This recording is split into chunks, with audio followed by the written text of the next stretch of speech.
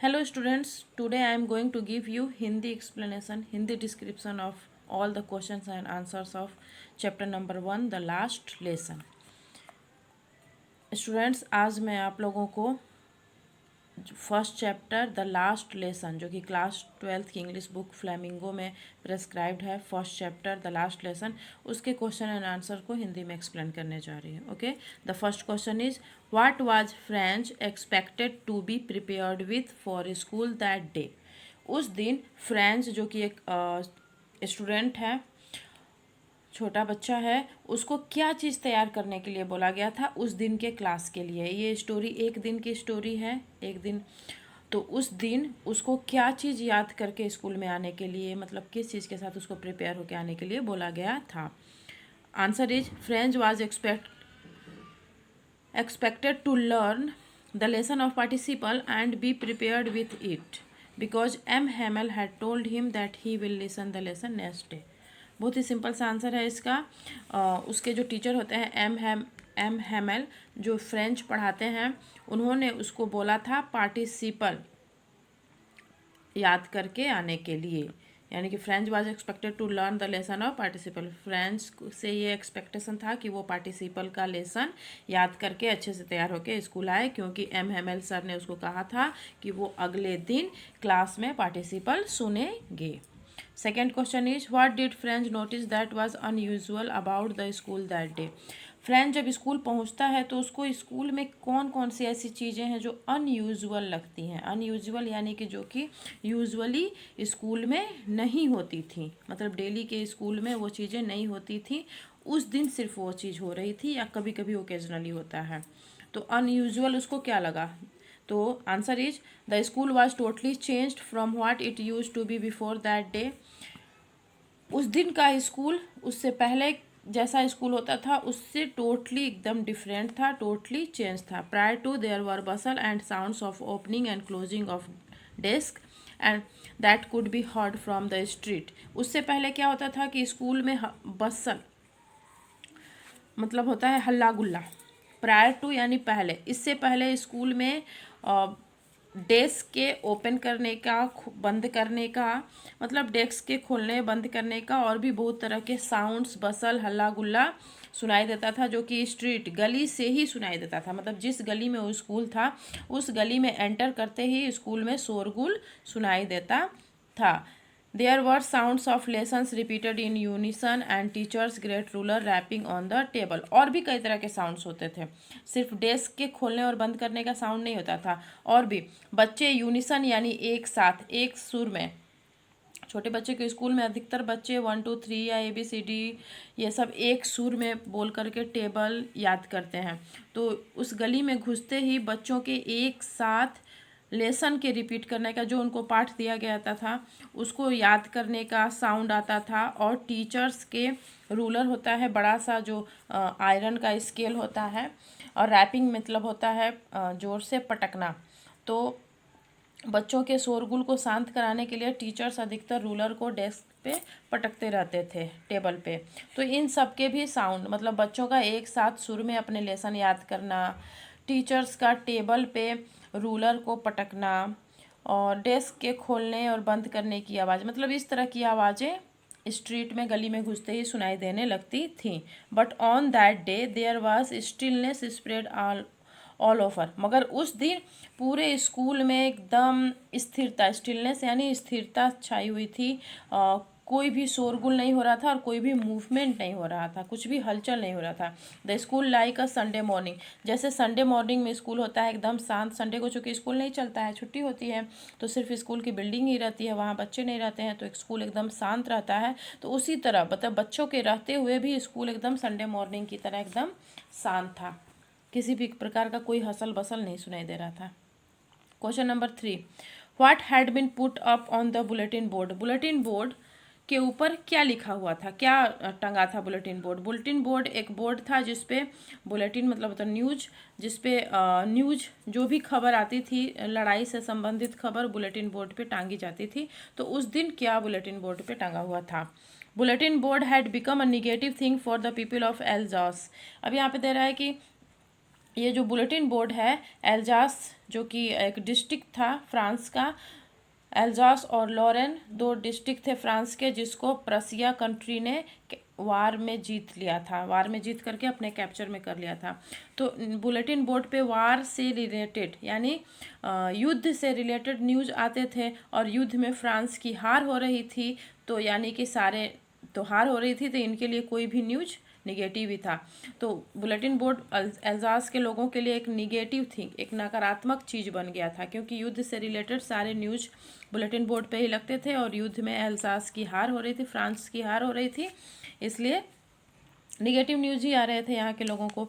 Because all the bad news were coming out of it, क्योंकि वहाँ पे पढ़ने से, क्योंकि हार हो रही थी तो सारे न्यूज़ बुरे ही थे, तो सारे बैड न्यूज़ यहीं से आ रहे थे। A notice that had come from Berlin had been put up on, Berlin Germany की जो राजधानी है, उस समय प्रसिया जर्मन का मतलब जर्मनी प्रसिया कंट्री का भाग था, और प्रसा और फ्रांस में लड़ाई हुई थी, जिसमें प्रसा की जीत हुई थी, और प्रसा ने फ्रांस के 2 डिस्ट्रिक्ट एल्सास और लॉरेन को अपने कब्जे में ले लिया था। तो चूंकि प्रसा की राजधानी बर्लिन थी, तो बर्लिन से एक नोटिस आया था और उस बुलेटिन बोर्ड पे टंगा था। In that notice, it was written that only German will be taught in the districts of Alsace and Lorraine। और उस नोटिस पे यही लिखा हुआ था कि अब चूंकि ये 2 डिस्ट्रिक्ट एल्जास और लॉरेन, ये 2 डिस्ट्रिक्ट अब प्रसा कंट्री के पार्ट हैं, तो अब यहाँ पे फ्रेंच जो कि फ्रांस की राष्ट्रभाषा थी वो नहीं पढ़ाई जाएगी, अब जर्मन पढ़ाई जाएगी जो कि प्रसा कंट्री की राष्ट्रभाषा है। French will not be taught any longer, और फ्रेंच लैंग्वेज अब आगे इन 2 डिस्ट्रिक्ट में नहीं पढ़ाई जाएगी, यही लिखा हुआ था बुलेटिन बोर्ड पे। Question number 4, what changes did the order from Berlin cause in school that day. अब चूंकि बर्लिन से ये जो ऑर्डर आया था कि अब फ्रेंच लैंग्वेज नहीं पढ़ाई जाएगी, अब जर्मन लैंग्वेज पढ़ाई जाएगी, तो इसका क्या इम्पैक्ट पड़ा स्कूल पे उस दिन स्कूल पे क्या इसका इम्पैक्ट पड़ा, क्या चेंजेस लाया।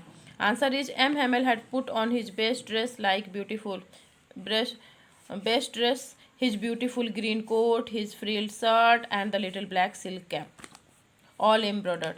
तो क्या चेंजेज आया, चूँकि अब फ्रेंच पढ़ाई नहीं जाएगी, इसलिए फ्रेंच जितने भी टीचर्स हैं उनका अब कोई यूज नहीं रहा इन 2 डिस्ट्रिक्ट में, इन 2 जिलों में। इसलिए प्रसा की गवर्नमेंट ने ऑर्डर दिया कि जितने भी फ्रेंच पढ़ाने वाले टीचर्स हैं वो इन 2 डिस्ट्रिक्ट को छोड़कर जल्द से जल्द चले जाएं बाकी के बचे हुए फ्रांस में, अब उनका यहाँ पे कोई रोल नहीं है। तो अब एम हेमेल सर को ऑर्डर आ गया था अपना स्कूल, अपना घर, सब कुछ छोड़ के जाने का, तो अब उनका लास्ट लेसन था। अब उस दिन वो जो कुछ पढ़ाते स्कूल में उनका लास्ट लेसन था, तो अपने लास्ट लेसन के लिए उन्होंने अब उनके पास जो सबसे अच्छा कपड़ा था, संडे क्लॉथ मीन्स होता है उनका सबसे अच्छा कपड़ा, तो उनका ब्यूटीफुल ग्रीन, उन्होंने ग्रीन कलर की कोट पहनी थी, फ्रिल्स होता है शर्ट पहना था उन्होंने, फ्रिल मतलब होता है चुन्नट वाला शर्ट, और छोटी सी ब्लैक कलर की सिल्क कपड़े की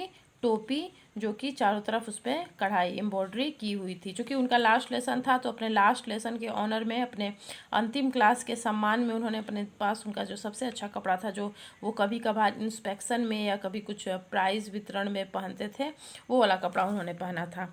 the whole school seemed so strange and solemn, पूरा स्कूल एकदम अजीब विचित्र लग रहा था और एकदम शांत था। On the back benches there that were always empty the elderly village people were sitting quietly, और क्लासरूम के पीछे के बेंच जो कि अधिकतर खाली रहते थे, उस पर कोई बच्चा नहीं बैठता था, उस दिन गांव के बूढ़े लोग उस पर आकर के बैठे हुए थे। तो ऑर्डर आने के बाद स्कूल में ये चेंजेस हुआ था।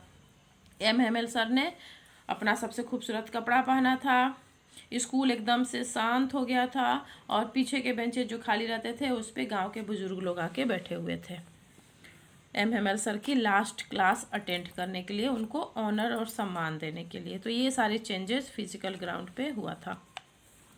Question number 5, how did French feeling about M Hamel and school change. अब ये जो लड़का है फ्रेंच, इसकी जो फीलिंग है वो एम हेमेल सर के प्रति और स्कूल के प्रति कैसे चेंज हो जाती है। Answer is French came to know that it was the last lesson in French that M. Hamel would give them. French जब स्कूल आता है तो उसको पता चलता है कि फ्रेंच लैंग्वेज की ये उसकी अंतिम क्लास है जो कि एम हेमल सर आज उसको पढ़ाएंगे। इसके बाद एम हेमल सर इस जिला को छोड़ करके चले जाएंगे और अब इस जिला में फ्रेंच लैंग्वेज नहीं पढ़ाई जाएगी, यानी फ्रेंच लैंग्वेज की उसकी ये लास्ट क्लास है। From the next day they will be taught only German, और अगले दिन से अब उन लोगों को जर्मन लैंग्वेज पढ़ाई जाएगी। Then he felt sorry for not learning his lesson properly. अब बेचारे को बहुत तकलीफ होती है, दुख होता है कि उसने तो अच्छे से फ्रेंच लैंग्वेज अभी सीखी भी नहीं, उसने अपने लेसन्स को अच्छे से प्रॉपर वे में पढ़ा भी नहीं है और अब उसको पढ़ने को भी नहीं मिलेगा। His books which seemed a nuisance and a burden earlier were now old friend। अब वो जो फ्रेंच लैंग्वेज की जो बुक्स थी जो उसको एकदम परेशानी लगता था, एक उसको न्यूसेंस लगता था, जो एक भार बर्डन यानी भार उसको लगता था, और न्यूसेंस मतलब होता है परेशानी का कारण। तो वो सारी चीज़ें जो बुक्स उसको परेशान करती थी, उसको भार लगती थी, वही बुक्स अब उसको फ्रेंड्स लग रही हैं, उसको अब दोस्त की तरह दिखाई लग रही हैं बुक्स। अब उसका मेंटलिटी चेंज हो गया। किसी को भी कोई चीज़ ईजिली मिल जाती है तो उसका वैल्यू नहीं होता है, जब उससे उस चीज़ को छीन ली जाती है तब उसको अचानक से उस चीज़ से प्यार होता है कि नहीं ये चीज़ तो मेरे लिए बहुत इंपॉर्टेंट थी। His feelings about M Hamel also change. और जो चूँकि वो फ्रेंच, उसको पढ़ाई लिखाई में इंटरेस्ट नहीं था, चाहे कोई भी लैंग्वेज पढ़ाई जाती उसका इंटरेस्ट नहीं था, तो चूंकि वो पढ़ना नहीं चाहता था इसलिए एम हेमल सर को भी वो पसंद नहीं करता था। अब चूंकि अब उसको पता चला है कि अब उसको आगे फ्रेंच पढ़ने को नहीं मिलेगा, तो अब उसको फ्रेंच लैंग्वेज से प्यार हो रहा है कि अब तो मैं पढ़ भी नहीं पाऊँगा और पहले भी मैं अच्छा से पढ़ा ही नहीं हूँ इसलिए मुझे अच्छे से आता भी नहीं है, तो अब उसको दुख महसूस हो रहा है। और एम हेमल सर को वो पसंद नहीं करता था मगर अब आज वो उसको अच्छे लग रहे हैं। ही forgot all about his ruler and his cranky and how cranky he was. चूँकि वो M Hemal sir ruler use करते थे, जो बच्चा अच्छे से पढ़ाई नहीं करता था उसको रूलर से पीटते थे, और क्रैंकी थे मतलब चिड़चिड़े गुस्सैल स्वभाव के थे। तो अब ये सब सारी चीज़ें भूल गया, उनके रूलर को भी भूल गया और उनके चिड़चिड़े स्वभाव को भी वो भूल गया। Okay, clear.